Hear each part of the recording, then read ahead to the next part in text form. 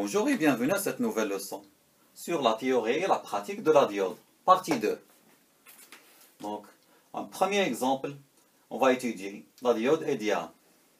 Juste un petit rappel. Donc ici, nous avons la caractéristique du courant en fonction de la tension VD. Donc, pour une diode idéale, la tension aux bornes de la diode est toujours égale à 0, quelle que soit l'intensité de courant.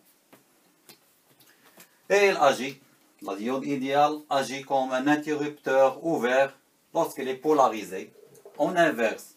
Et elle agit comme un interrupteur fermé lorsqu'il est polarisé en direct. Et on va passer aux exemples.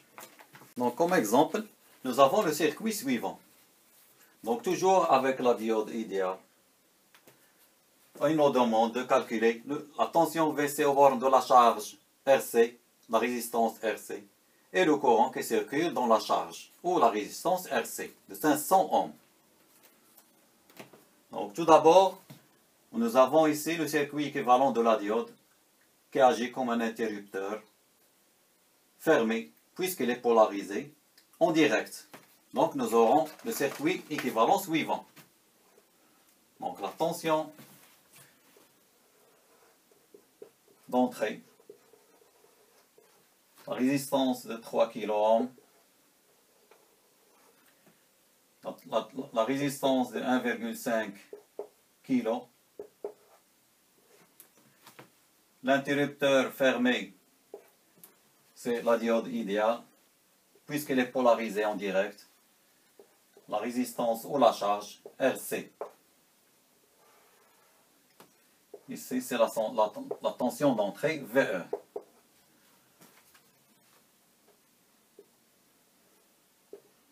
Ici, j'ai ma tension que je cherche VC et le courant IC. Avec RC est égal à 500 ohms. Donc, pour chercher VC, je vais avoir recours aux notions qu'on a prises sur l'équivalent de Thevenin. Donc, pour chercher l'équivalent de Thevenin, j'ai le circuit suivant.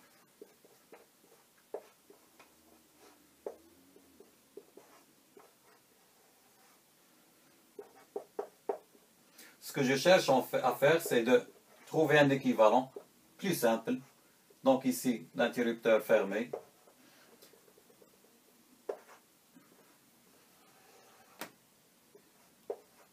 Is 8 volts, 1,5, 3 kg. Donc Thevenin. Ici, sans la charge RC. Donc, comme on a dit, dans les notions qu'on a prises sur l'équivalent de Thevenin, donc pour la résistance de Thevenin, c'est comme si j'ai un circuit ici, je court-circuite les bornes ici, où la source de tension dépendante, elle devient un fil, et j'ai la résistance de 3 kg en parallèle avec la résistance de 1,5 kg. Donc R de Thevenin, c'est 3 multiplié par 1,5 divisé par 3 plus 1,5. Ça c'est 4,5 et ça c'est 4,5. Et je vais trouver la résistance de Thevenin est égale à 1 kΩ. Donc il me reste à calculer la tension de Thevenin. Pour cela, je vais appliquer la loi ou la formule de diviseur de tension. Donc je cherche la tension ici, VAB. Donc ici j'ai un circuit ouvert, le courant est nul. Donc VAB, je vais appliquer la notion de diviseur de tension. VAB est égal à la tension d'entrée VE multiplié par la résistance de 1,5 kg divisé par la somme des deux résistances. Donc divisé par 3 plus 1,5. Donc V de Thevenin n'est autre que VAB est égal à 18 multiplié par 1,5 divisé par 4,5 et je vais trouver la valeur suivante est égale à 6 volts.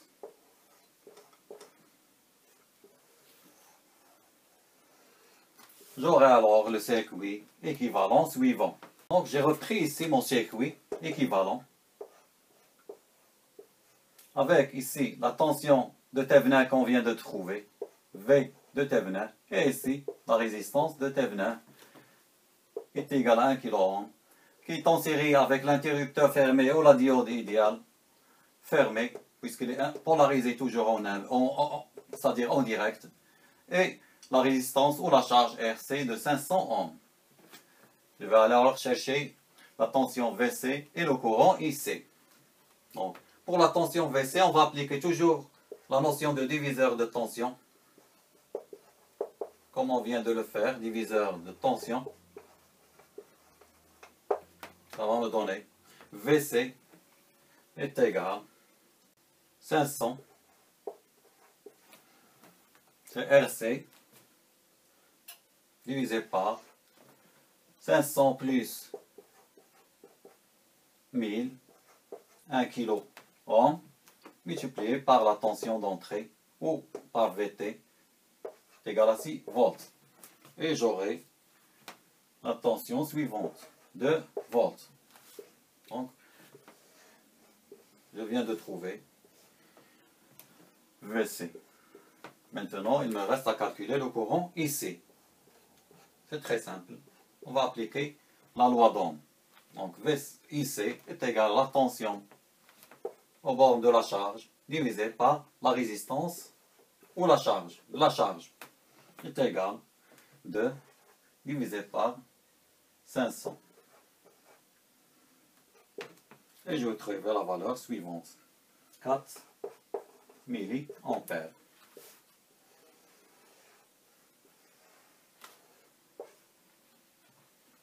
Et j'ai trouvé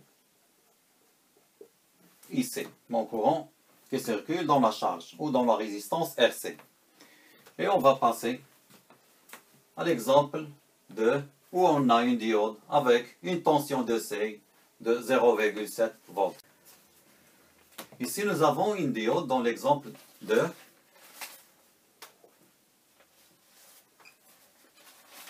Nous avons une diode avec une tension de seuil VS 0,7 volts. Et un petit rappel. Ici, nous avons la caractéristique de courant en fonction de la tension en borne de la diode. La tension en borne de la diode, elle prend toujours 0,7 volts, quelle que soit l'intensité du courant qui la traverse. Ici, c'est l'équivalence de la diode. Lorsqu'elle est polarisée en inverse, elle agit comme un interrupteur ouvert. Et ici, nous avons la tension de 0,7 volts. Et ici, l'équivalence de la diode, lorsqu'elle est polarisée en direct, donc elle agit comme un interrupteur fermé, c'est comme si nous avons une pile d'une valeur de 0,7 volts. Nous allons étudier le même circuit que tout à l'heure, mais avec la diode qui a une tension de seuil de 0,7 volts. Donc j'aurai besoin de circuit équivalent de Thévenin, mais je vais remplacer l'interrupteur ici fermé par l'équivalent de la diode qui est polarisé en direct ici. Donc j'ai conservé le même circuit que tout à l'heure, ou l'équivalent de Thévenin de tout à l'heure, et j'ai ajouté ici les caractéristiques de la diode qui a une seuil de 0,7 volts. La charge est toujours la résistance de 500 ohms. On nous demande de calculer VC, IC et la puissance dissipée dans la diode. BD. Donc la puissance dissipée dans la diode. Donc, pour le courant IC, c'est très simple. On va appliquer la loi d'Ohm. Donc, c'est la tension de 6 volts moins la tension de seuil de 0,7 divisé par la résistance totale de mon circuit. Donc, est égal à 6 moins 0,7 divisé par 1000 plus 500 ohms. Et je trouve le courant suivant. 3,53 milliampères. Donc, si vous remarquez, tout à l'heure, on a trouvé 4 milliampères. Maintenant, c'est 3,53 milliampères. Ça, c'est le courant IC. La tension VC est égale, la loi d'Ohm, c'est la résistance RC multipliée par le courant IC qu'on vient de trouver. C'est égal 500 multiplié par 3,53 multiplié par 10 moins 3. N'oubliez pas, c'est milliampères. Donc ça, c'est en ampères.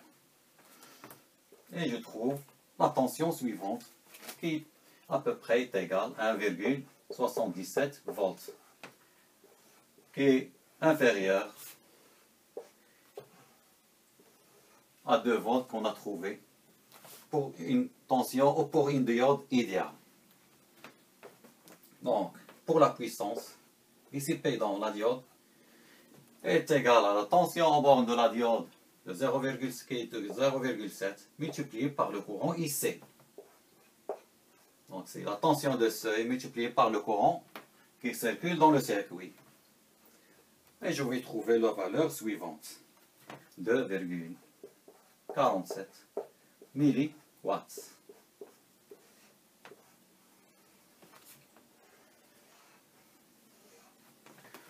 Donc, juste une petite remarque avant de passer à l'exemple 3, toujours sur la théorie et la pratique de la diode. Donc, pour la diode idéale avec le même circuit, on a trouvé une tension de charge aux bornes de la charge de 2 volts, le courant qui traverse la charge ou la résistance de 4 mA. Avec la diode de tension de seuil de 0,7 volts, on a trouvé une tension aux bornes de la charge de 1,77 volts et un courant qui passe ou qui traverse la résistance de charge de 3,53 mA. Cette différence est due à la tension de seuil. Donc, on peut calculer les résultats qu'on a trouvés ici de la manière suivante, ou si vous voulez, d'une autre manière. On va appeler le courant dû à la tension de seuil IS, ou si vous voulez, I de seuil, donc, est égal à 0,7 volts divisé par la tension, la résistance totale du circuit, qui est de 1,5 1000 plus 500 ohms. Et je vais trouver le résultat suivant. À peu près 0,46 ou 47 mA. Ce qui va me donner un courant de charge IC que je cherche. IC est égal. Le courant dû, c'est-à-dire dans la diode idéale, IC, I, moins I seuil. Et je vais trouver le résultat suivant. C'est 4 mA moins 0,47 mA est égal à 3,53 mA. Donc on pouvait faire le calcul de la manière suivante. Donc la même chose pour la tension. Je vais calculer la tension. Je vais appeler V', c'est au bord de la charge dû au courant de seuil IS, toujours au bord de la charge, IS multiplié par 500 ohms est égal 0,47 multiplié par 500 multiplié par 10 moins 3. Et je vais trouver la tension suivante. V', C est égal 0,23 volts, à peu près 0,23 volts. Donc, pour trouver VC dans la diode, dans le cas de la diode, avec une tension de seuil de 0,7, il suffit que je retranche la tension V', de la tension dans le cas de la diode idéale. Donc, VC est égal VCI moins V', donc VC est égal, donc 2 volts moins 0,23 volts, je trouve exactement, ou à peu près, 1,77 volts. Donc c'est exactement le même résultat qu'on a trouvé lorsqu'on a fait la transformation de notre circuit équivalent. Donc, et on va passer à l'exemple 3. Donc, nous sommes ici avec l'exemple 3, avec une diode de tension de C 0,7 volts et une résistance série de 0,23 ohms.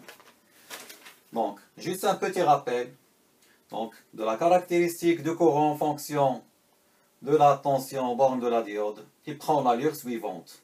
Donc, jusqu'à la tension 0,7 volts, on aura une courbe droite de la forme suivante. VD est égal à 0,7 volts plus le courant qui traverse la diode multiplié par la résistance série. Donc, notre circuit, donc on a conservé le même circuit que tout à l'heure et on va voir, c'est-à-dire l'équivalence suivante. Donc, toujours ici, j'ai la tension de Thévenin qu'on a calculé tout à l'heure. La résistance de Thévenin, on a calculé est égale à 1 kΩ. Et je représente donc la diode qui est polarisée en direct dans notre circuit de la manière suivante, avec un interrupteur fermé, une pile de 0,7 volts et une résistance série RS de 0,23 ohms et ma charge de 500 SC de 500 ohms. Ici, j'ai ma tension VC, le courant IC. Et on va passer au calcul. Donc, avant d'aller plus loin dans le calcul de notre tension VC et le courant IC, j'ai une approximation ici. Donc, lorsque RS est inférieur à 0,01, la résistance de Thévenin multipliée par la résistance de Thévenin, on néglige. Dans ce cas, RS est négligeable. Dans notre cas, nous avons 0,01 multiplié par 1000 est égal à 10 ohms. Or, notre résistance série est égale à 0,23 qui est vraiment inférieure. Donc, on ne prend plus en compte la résistance série ici et on revient à l'exemple 2. C'est le circuit qu'on a étudié à l'exemple 2. Nous allons passer à notre circuit où on va prendre en charge la résistance série. Donc ici j'ai l'exemple 4 avec une diode, c'est-à-dire toujours avec la même diode de C de VS 0,7 volts et résistance série de 0,23 ohms. Mais j'ai changé les valeurs des résistances dans mon circuit.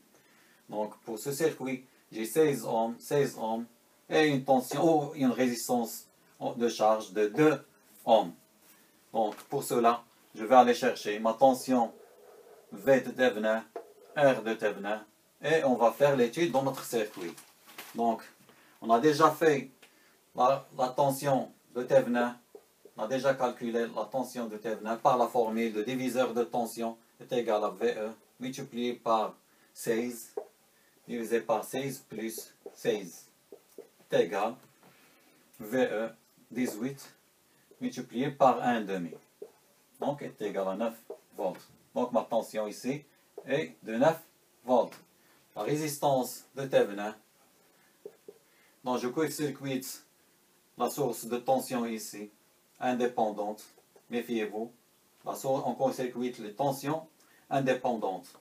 Donc est égal 16 en parallèle avec 16, ça va donner 16 en parallèle avec 16 est égal à 8 ohms.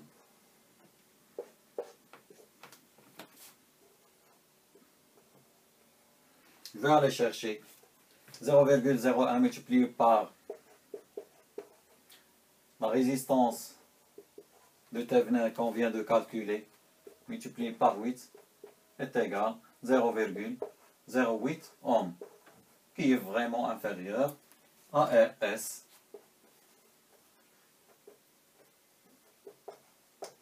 Qui a la valeur suivante, 0,23 ohms. Donc, on ne peut plus négliger. Donc, cette relation n'existe plus.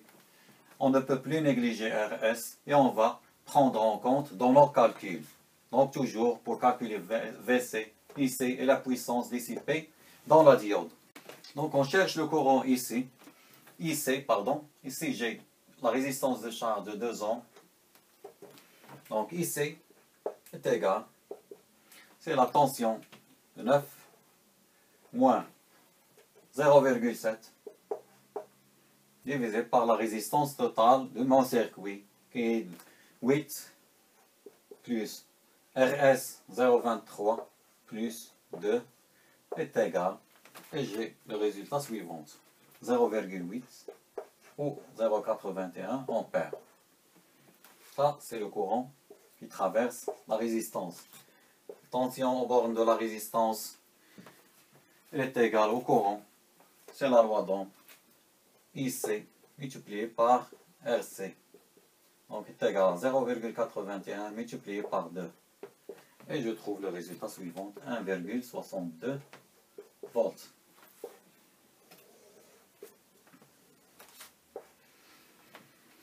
Donc pour calculer la puissance dissipée dans la diode, je dois calculer la tension à sa borne. Donc V aux bornes de la diode est égal, là, déjà écrit la formule, c'est 0,7 volts plus le courant qui traverse la diode multiplié par la résistance série. Donc 0,7 volts, c'est la tension de série.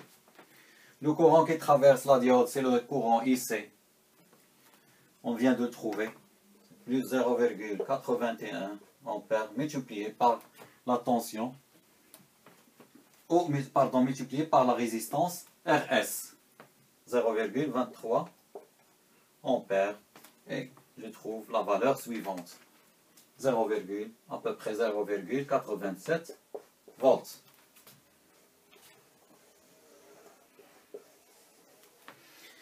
On peut en tirer, la puissance dissipée dans la diode est égale au courant I qui traverse la diode multiplié par VD.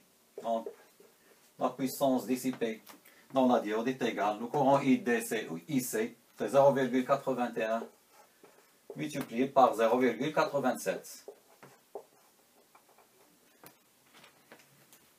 Et je trouve le résultat suivant. 0,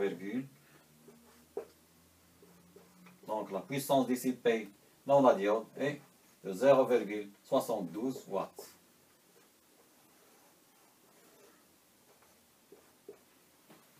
Donc juste une petite remarque concernant la résistance série. Il est souvent inférieur, la résistance série est souvent inférieure à 1 ohm, donc elle est toujours ou pratiquement négligeable dans les calculs.